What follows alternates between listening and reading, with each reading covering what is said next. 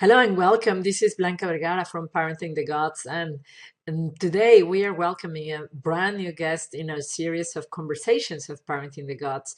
And her name is Diana Siepmann. Diana Siepmann is the founder of Our Mamas Rock. I love that title because it rocks. So Diana is she's based in Brussels, but she works worldwide, helping exactly to do that to mothers to rock. And how? By communicating and reducing frustration with their children through a different kind of communication. She will tell us more about that. And what I like, what rocks my world on her own description of business is self-care. Self-care is one of the important elements that she uses for her moms, for her business. So Diana, welcome. I'm really happy to have you here today. Welcome. Thank you, Blanca. I'm excited to be here with you today. Thank you very much for inviting me. And, I'd say before I dive into the subject, you didn't actually give it a name.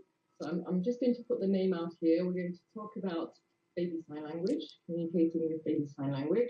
But before I dive into what I do, I would just like to tell you a little bit more about why I do what I do and why I've decided to trade in a successful 10-year career in marketing communications for sharing my baby sign language knowledge and experience with other families.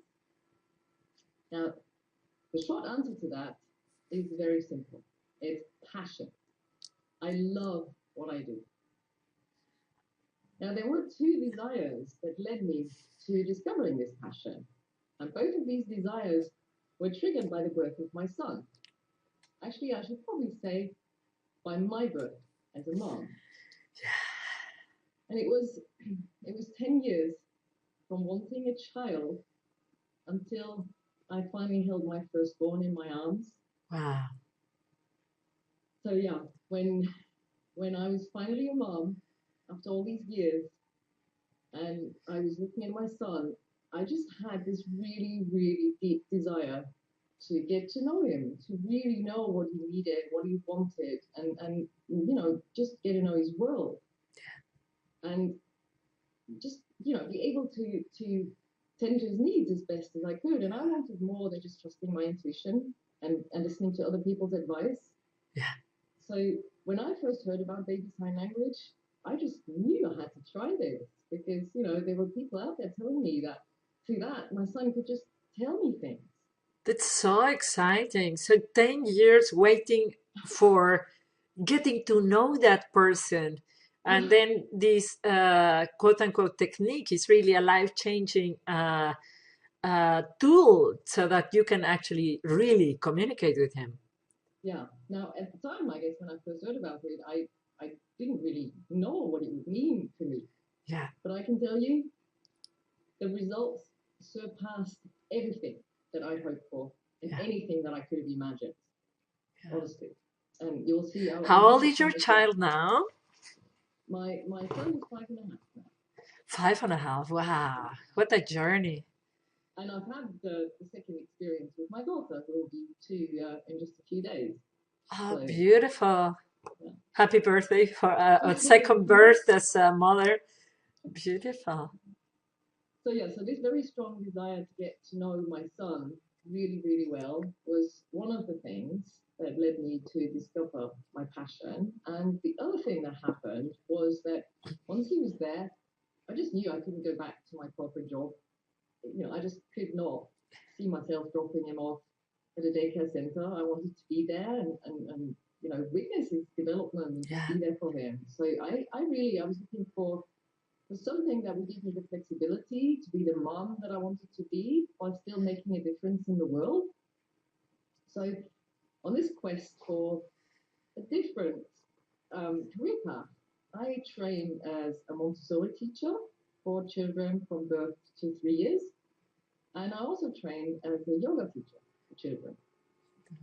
And then at some point, it just dawned on me that the answer to my search was right in front of my nose.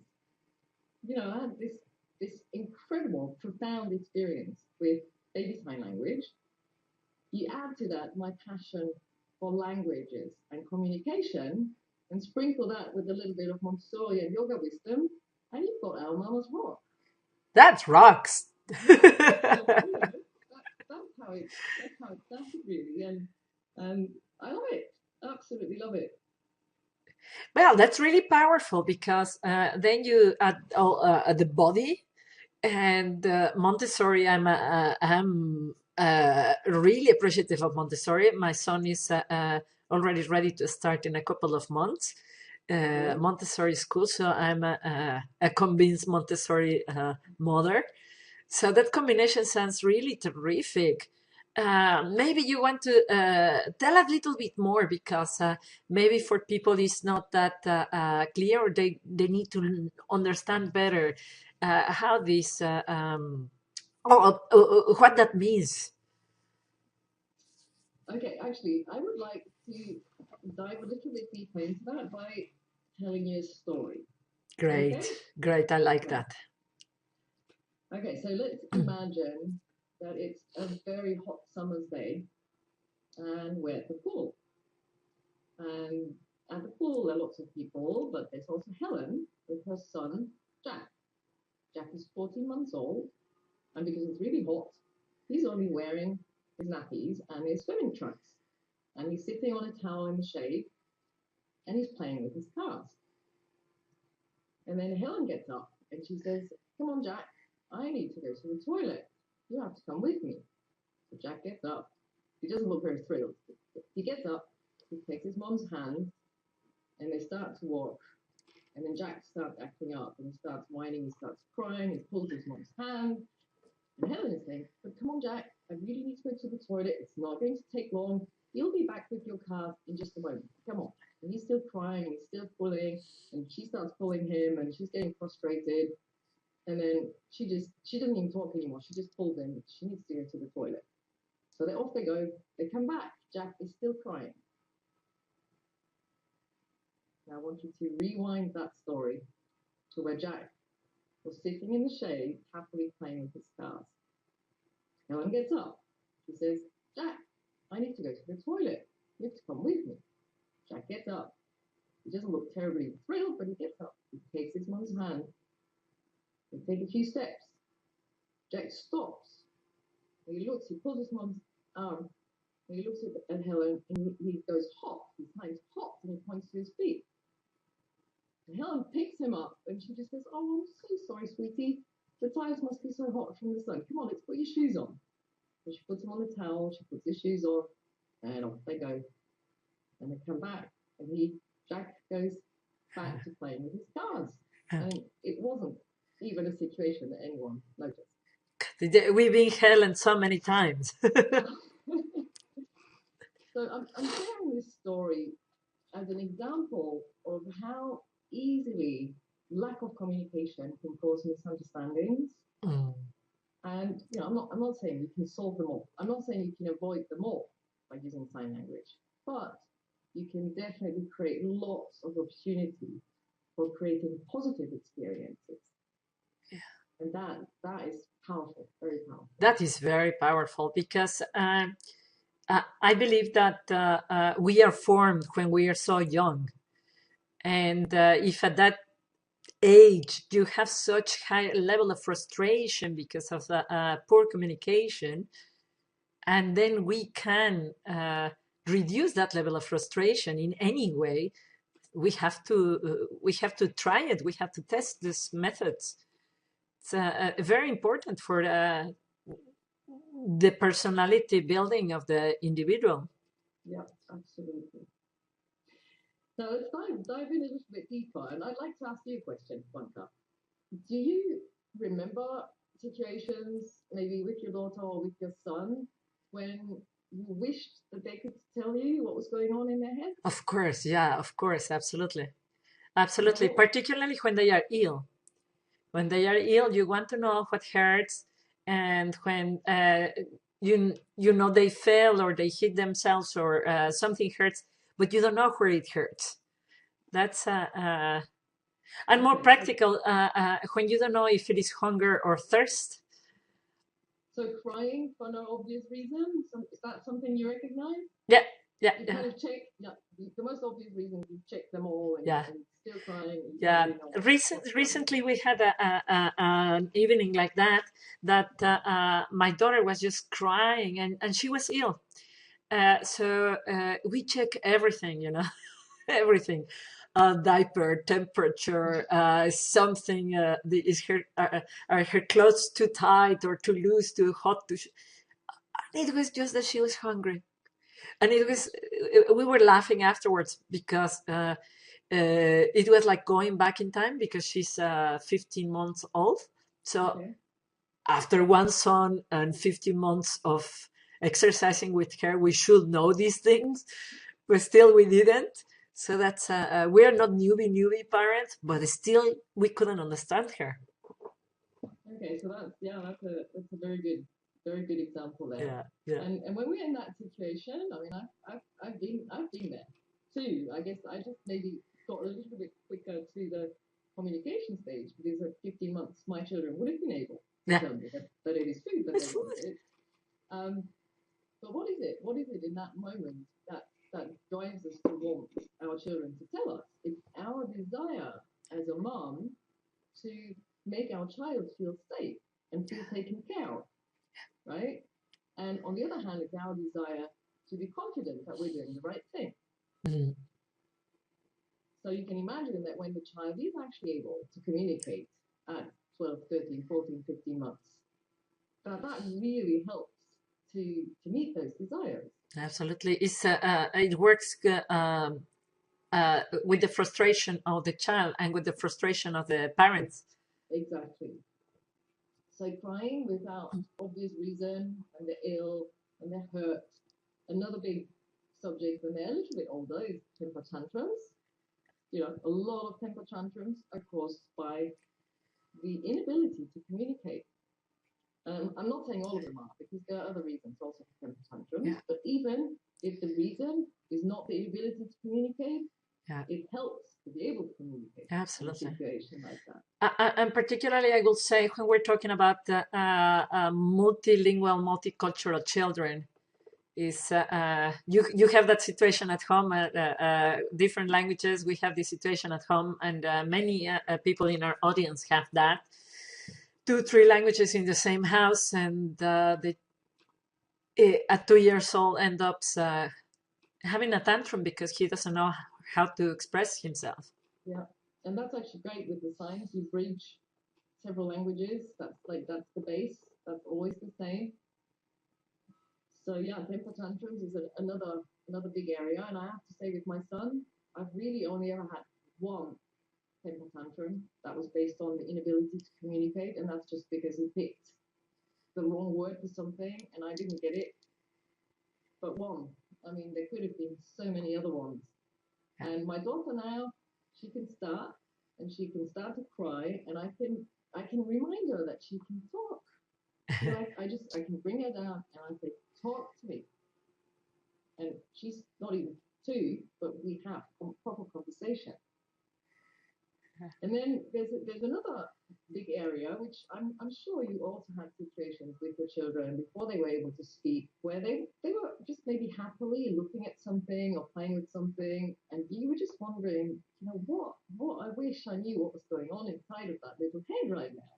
Yeah, It's just wanting what that's the desire to connect, to bond, the desire to be part of that world and really get to know your child and find out what makes your child laugh and what scares your child, and all of these things. yeah, And then it's just absolutely wonderful when they can share the things that I guess that are just going on in their heads, because they hear and see and they hear so many things that we don't even notice anymore because we just kind of, our brains just blend them out somehow. It's background noise. We don't hear that. So that's another big area, that yeah. desire to connect. Yeah, And that's I feel, beautiful. and I would just like to share a few of the stories that I've experienced with my children, because I think that makes these situations even more graspable. So for my son, the first, I mean, I started signing with him when he was 8 months. And it was only a few weeks later that he started using his first time. And my husband, he thought I was completely crazy. He didn't support me in this whole thing. And he thought, oh, that's never going to work. And I don't know why you're spending your time on this. You must have won him over, huh? Sorry. Your husband must be now totally convinced of it. Oh, absolutely. After this story I'm going to share now, he became an absolute believer. So we had this morning routine with our son that when he woke up, he was quite an early waker, but we just had him play in our room, and he was quite happy. And at some point he started crying for his milk. And this one morning, he was 9 months, so just a few weeks after I started, and we got him out of his bed. He was playing as usual. He started crying. He stopped, and he looked at me. He looked at his hands, and you can almost see that there's something going on in his little head, right? He looked at his hands, and then he looked at me again, and he went, "So this is the sign for milk, yeah? You do that with one hand normally." So he looks at me and he goes, and this was the time it's working. Terrific. It's working. So I was like, and my husband looked at me and said, "You must be kidding me." And I said, "No, he just asked for his milk." And I jumped up. I said, "Yeah, of course I'm going to get your milk." And when I came back and I said, "Here's your milk. You should." I mean, that smile on his face was just priceless. Right? Yeah. And he never ever cried for his milk again. He just signed for it. Yeah. So this was the start of it. That for me was also like, okay, this really works. Right? Yeah. This is worth the effort. This is But what I love of this method, of this technology, is that it allows us to see that children are really smart, and they are very smart from very, very early age. Is beautiful because they can do. They really the brain is more developed than we think it is. Absolutely, it is. Another great thing was that when I was feeding him, he when he had enough, he used to hit the spoon to tell me I don't want any more, and food would just go all over the place. And as soon as he knew how to sign, I'm done. That never happened again because he just told me I'm done. I don't need to try to push in another spoon. I'm done, even if there was still food on his plate. So that was great. And it's just these situations when you use sign language, you kind of get used to that, and you don't realize anymore that these situations could potentially turn into crying, whining, mess. Yeah. And the other thing that I absolutely loved was both of my children actually started signing that they want to go to sleep or want their bed when they were about 10 months old. And with my son, with the first one, it's always easier to go out and do stuff. And we were out a lot. Every morning we went somewhere. And sometimes we'd get home just a bit late for lunch and nap time. But my instinct always said, he needs to eat first, right? And we come home, make something quick, give him something to eat, and then put him in bed. But there were occasions where he just told me, "Look, I want to sleep. I want my bed," and he would like crawl to the stairs. And I knew I didn't even have to offer him food. I just put him in his bed, and he was happy. It's beautiful. And that allows that gives them a voice when we are supposed to decide what the family should be doing, and allowing them to say, "This is what my body needs right now." Yeah, and at that age, some people would say that children who are tired at that age, they just cry because they don't even know that it's because they're tired. I love that sentence. I love that sentence. I want to repeat that. Some people think that children don't know. Children do know and know better than us, particularly on that subject. What to eat, when to eat, how much to eat, what to sleep, how much to sleep. It's just so crucial. They are. I will say that children are better connected to their bodies than we adults. We are not connected to our bodies. We sleep too late. We eat in the wrong moment. We eat food substitutes. I mean, not food. They are better. They are really better teachers on that subject of on how to take care of our body, eating and sleeping. This is very important. They do know. Yeah, I actually have another great example for my daughter. She would quite often refuse her warm lunch. Now, had she not been able to sign, I would have just assumed she's not hungry. But instead, she told me, I want bread and cheese, so I want bread and ham. And this is now my assumption. I think that was when she was teething, and she just didn't want warm food in her mouth. She wanted something cold and maybe chew on the crust of the bread. Yeah, yeah. But she asked for that. I gave it to her. She was happy. I was happy. Yeah. Great. Yeah. Well, what I hear from the nutritionist is that that children are really smart. That they know when they need carbohydrates, when they need proteins, when they need fruit, when they need cold, when they need hot, and that's just incredible. It's really connected to their body. So it's There's the intuition of a child, right? yeah, Yeah. yeah. And then just maybe a few examples of this other desire to connect and to bond and to be part of my children's world.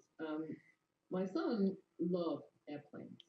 I mean, we live close to the airport, so we see a lot of planes in the air, and he loved buses. And he just, you could just so excitedly tell me about the planes and the buses. Even when I'm not even here, when you live so close to the airport, you don't even hear the planes anymore, right? But children do. And he would just tell me, I've just heard a plane, I've just seen a plane.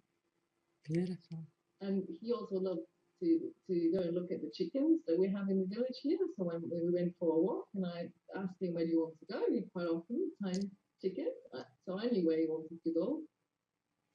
And my daughter, she is crazy about dogs. She started signing. We don't have a dog, right? My parents have a dog. And she started signing dog at 8.5 months. And I was amazed. Even after the first experience with my son, that amazed me. And so now you can't really see that here. The sign for dog is you tap your thigh. And she would, when we were back home, and she saw me at the computer, she would come onto my lap, sign dog, and point to the computer, and she wanted me to show her pictures of my parents' dog at 8.5 months. How cool is that? It's priceless. It's priceless because you have a level of communication that otherwise is It just doesn't happen, right? yeah, it's impossible. And she loved flowers. She was signing flower when she saw flowers. Just imagine the look on her face when I bought her shoes with flowers on them. She loved those shoes. Or she also liked chicken, and she liked eggs. So she was born at the end of February. So at Easter, when she was just over a year, she was so excited about all the Easter decorations, all the eggs and the chickens and the bunnies. Just to see her share that she was excited about that. Yeah. It's just wonderful. Yeah. And then just maybe one more, because you were also talking about children being ill and being in pain, and us not really, we just don't have a way of really knowing. And what happened with Rihanna actually is something that we only found out months after she started signing drink. This is the time for drink. And when she was 9 months, I stopped breastfeeding her when she was 9 months. And she started asking for water at night. First, a few times, it got more and more and more. And we always had a bottle handy, and we just gave her a few sips, and she would go back to bed. And sometimes she did wake up saying, "Ow, ow, ow." She would sign drink. But it wasn't thirst. We weren't really sure what was happening. So this got worse.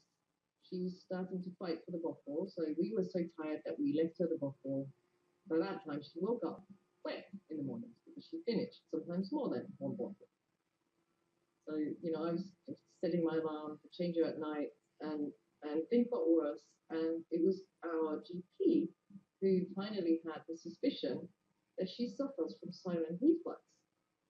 This was at 17 months. So this was At 9 months, she started asking for water. At 17 months, there was this suspicion that she suffers from silent reflux. And our pediatrician had basically said, it's just a habit. Let her cry it out. Takes 3 nights and she won't ask anymore. So Oh, I just couldn't. I don't believe in letting children cry it out. So I I couldn't do don't it. believe that But when either. I first heard the suspicion about silent reflux, I thought, oh my god, I'm so happy I didn't try to let her cry it out. So we gave her the medication for the reflux, and things changed. So that's what it was. And she was asking for water to soothe her pain. It was just the cooling effect of the water. Oh, it's so crucial. This let the children cry it out. I find it so cruel. Is the reason why they cry is because they want to communicate something, and it's really 100% of the times that my children have been crying, there is a reason. And I believe that they are not that special, my children. I believe that all humans do the same. When we cry, we're trying to say something. I think that advice, that all advice is not to be followed. Yeah, I believe the same thing. Yeah. Young mothers out there, listen to us. Well, I know a couple of moms for who it seems to have worked. So I don't want to judge anyone here. It's really it's my personal opinion, and this example, yeah, for me it was just a very strong proof, if you want, Yeah, that really there's something behind it. And yeah, if she hadn't been able to sign for water, yeah, she would have cried, and I wouldn't have had a clue. yeah, I wouldn't have had a clue what to do to help them. yeah. Absolutely. That is absolutely terrific. Because if you have a child crying in the middle of the night, and there is no that communication that I'm thirsty. And it wasn't thirst, we were sure that it wasn't thirst. It was really just to soothe her pain. Yeah, yeah. You can go with like the story I was describing, that change the diaper, change the clothes, change the do this, and the person continues crying and continues crying, and what do you have? Yeah, So, but yeah, you just brought up another area that we can dive into. That you say when children cry that there's something that they want to communicate. yeah. And I have another story for you. So this story is about you and everyone who's watching. So if you want to close your eyes, if that helps to really, put yourself into this story and really feel it, that'd be great. So imagine you are the sole survivor of a shipwreckage, and you've been washed ashore on some exotic island, and you're unconscious. And as you wake up, you see a group of locals around you, and they're looking at you, and they're talking some language that you don't understand. You're waking up, and you realize, oh my God, I'm so thirsty, I'm so hungry, and I've got a terrible headache. And maybe worst of all, I urgently need the toilet. So obviously you're trying to explain this to these people who are there, right around you, but they don't understand a word of what you're saying. Now let me ask you, Blanca, how do you think you'd feel? There's I mean, just when I was little, I thought that I came from the stars and I was dropped here by ETs. Seriously, that's what I thought when I was little. And when you were describing that, I just imagined myself as a baby, just drop out of the UFO, and my terrestrial father and mother were saying, "Oh, fascinated! What a lovely little baby!" They don't understand me. Yeah, I can see that our children are exactly in the same situation. But just use some words. How do you think you feel in that situation? You're trying to explain these things that are going on, and nobody can understand what you're saying. Frustrated, isolated, um, and of course with the physical needs of wanting to go to the toilet, drinking, the desire to soothe my headache, to soothe my hunger. So everything goes together, and it's a big Probably frustration. probably close to crying at that point, Oh, right? for sure, for sure. I think I will be crying. So now imagine how that situation would feel completely different if you just be able to sign, I need something to drink, I need something to eat, I've got a terrible headache, and you know what? I urgently need the toilet. Let's just assume, for the sake of the story, that there is a universal sign language, which unfortunately there isn't. But just imagine how that situation would be different. It would be a lot more positive, right? Because Absolutely. you'd be understood, and those people could take care of you and give you what you need. So we translate that back to a child, a young child. Just imagine how, the impact that a child learns from a very early age that their thoughts and feelings matter.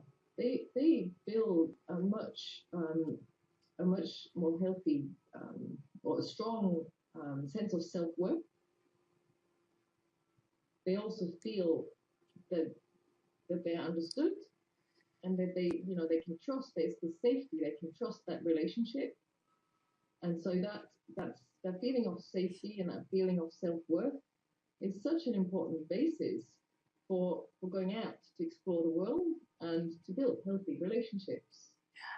And Now, this is huge because uh, the way we were raised, particularly this generation, you and me, and the people who are listening to us, we were raised in the other way. No, let the child cry, and we had to go and pay psychologists and psychiatrists and invest in our own healing to find out that our self worth is important.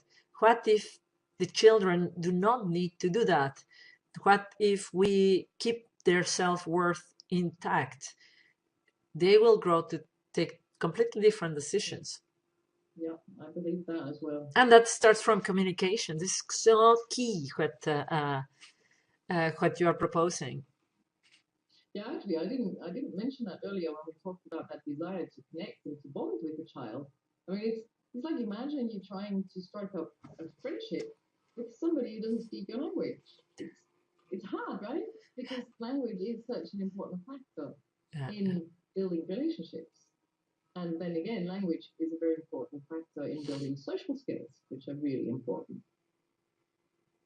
So this just experiencing the world in a more positive way because you're understood, I think that is really important for a child. But the other thing, the other benefits I think that we're giving to our children when we use sign language is also a lot about brain development and language development. And there are various studies that show how important the communication environment and the language skills of a child are critical in their success at school. And at the same time, there are neuroscience studies that show that the first 3 years of a child's life are critical for the brain and the language development. Because there's just no other time in a human being's life where our brains develop at that speed. Yeah. So it just makes sense that use that window of opportunity in building some really solid basis here for a child's life, really. So Yeah. I'm not looking anymore at just bridging the pre-verbal phase. I'm talking about building a base for a child's life.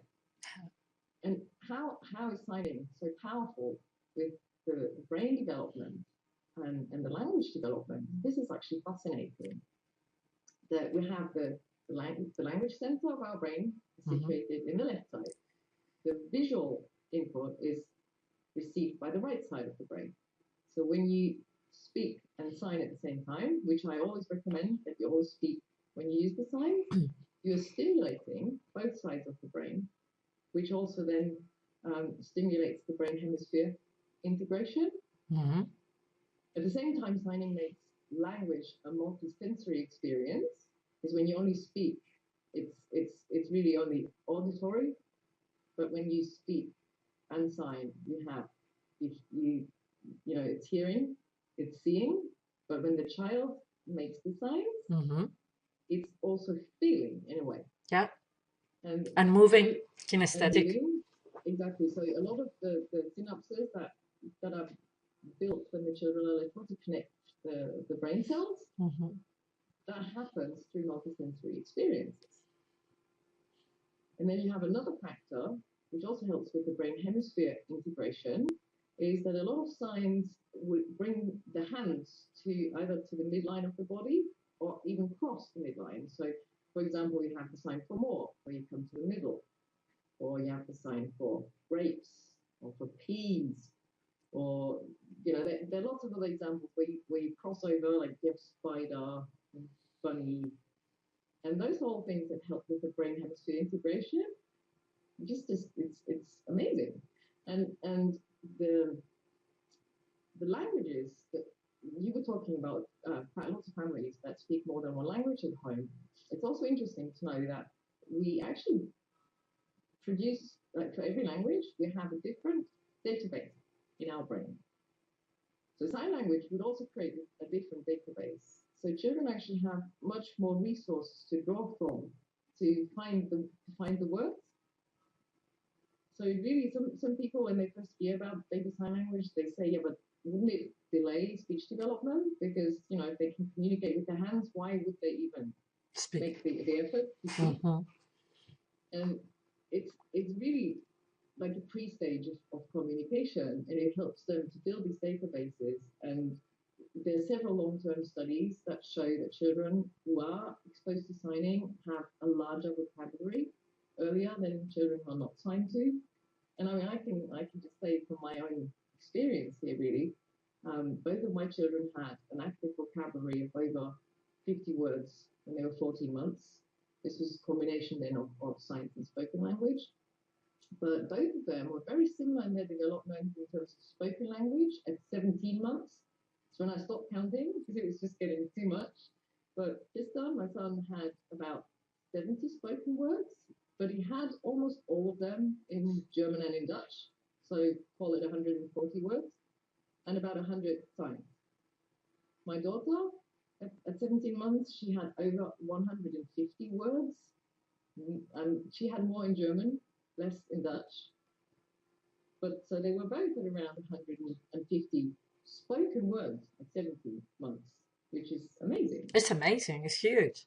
And my daughter started, I mean, when she was like 21 months, she started speaking in 3, 4, 5 word sentences. And it's amazing, double amazing, because of the immersion in this multicultural environment where you live. It's your house is multicultural and you live in a multicultural city. It's huge.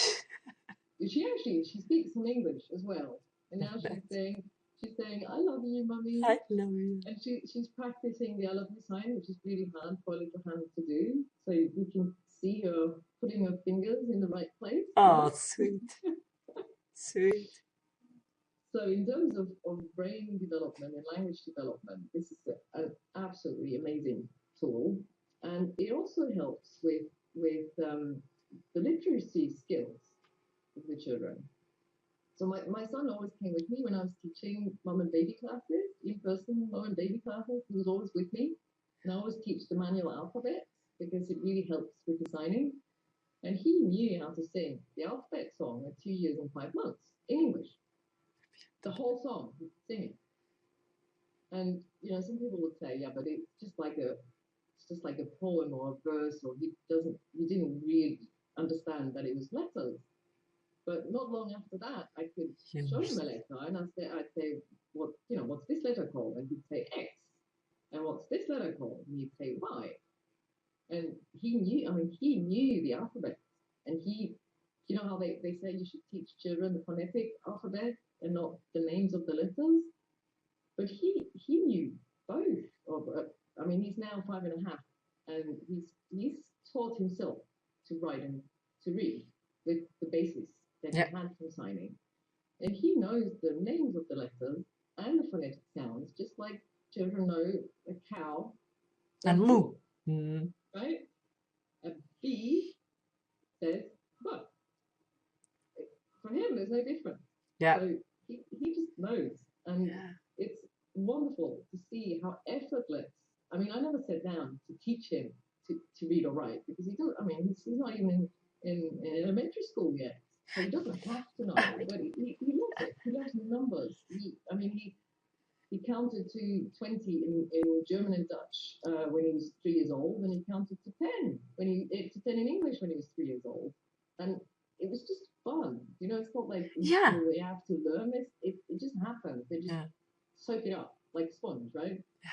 The inspiration that you give me now is that we forget how genius the children are, and we forget that to learn is actually fun. They want to learn more and more and more and more, and it is fun to do that. It's fun to be genius. Yeah. Yeah, and if you just go with what interests them, it is great. And he's always been really curious, and they both love books, and it's also I guess that what you need for to write, especially you need to train your hands, right? You need to train the fine motor skills. You need to loosen that wrist. And children are not generally at that age, they don't get that much opportunity to move their fingers individually. This Hmm. is also something I learned in my Montessori course. You can create certain exercises for children so that they have to move their fingers individually. But with signing, they learn to observe and they try, like Brianna is now trying to hold the right fingers down so she can do this. Yeah. So that's one thing they learn that. There are also a lot of signs that loosen that wrist. So you have play, you have tree, you have yellow and blue. There's so many signs that make you so much more supple with the hands, Yeah. and that's also great preparation for writing. So Yeah. there are so many, for me, long-term benefits that go far beyond this. Oh, I'm just doing this because I want to bridge the pre-verbal phase and avoid frustration. That it's great on its own. Yeah. But It's for huge. me, it goes so much further because we can build this really solid emotional and cognitive foundation for our children's lives. Very powerful how you tell it. And now that you brought back the word of Montessori, I remember that you at the beginning of the conversation you brought the word of yoga. How have you integrated yoga into this? Well, it's really it's more when I was teaching the live mom and baby classes, which I put on hold until my daughter goes to school. It was more in the what I've learned about the classroom and how you Mm. because I was always in the when I learned the kids yoga. I always focused on the younger age group also, even though the course was really from baby to teenagers. Yeah. But I always have this affinity with younger children, and there were so many tips also on how to manage a class, with mums and babies, and be relaxed about it, and not putting Beautiful. pressure, and using stories and using music and using images. And I've used a lot of that to build my classes.